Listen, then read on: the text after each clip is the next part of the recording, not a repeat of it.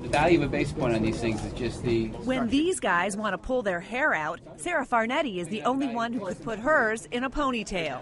In a room of 19 sports-loving men, she's learned how to fit right in. I have a great time. I've learned a lot more about sports. I take golf lessons.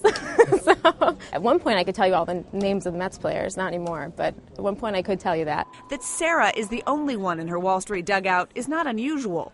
In finance, the majority of women are administrative workers. The industry-supported Center for Work-Life Policy says only 14% are executives. Karen Peetz is one of them. It is known as a man's world on Wall Street. It is. Why do you think that is? And has that changed since you've been in the business?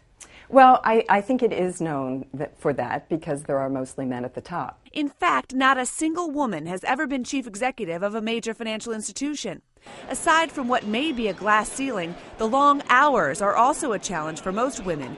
The average work week on Wall Street, 73 hours. The time when women are really hitting their peak in their professional career, when they should be doing that networking, is also the same time they're hitting their peak in their home life. And that's something that's something that's a hurdle. Absolutely. It's a hurdle, and I think what I counsel a lot of young women about is you're just not going to have that much time to yourself if you go kind of whole hog into the job and then as equally into the family.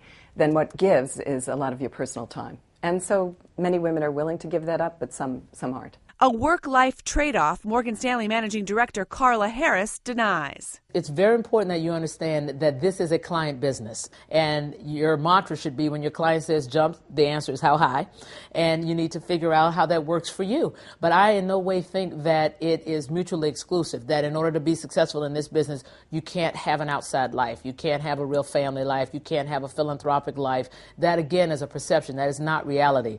Karen Peetz does believe attitudes about what women bring to Wall Street are improving and hopes that will lift their stock.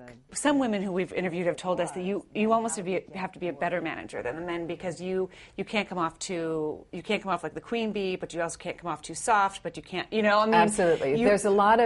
There's absolutely a lot of kind of human interaction that is different, and often people say, well, is it harder being a woman? I think it's actually easier because you can use some of those personal skills, and you're also memorable because there aren't that many of you, so people will remember.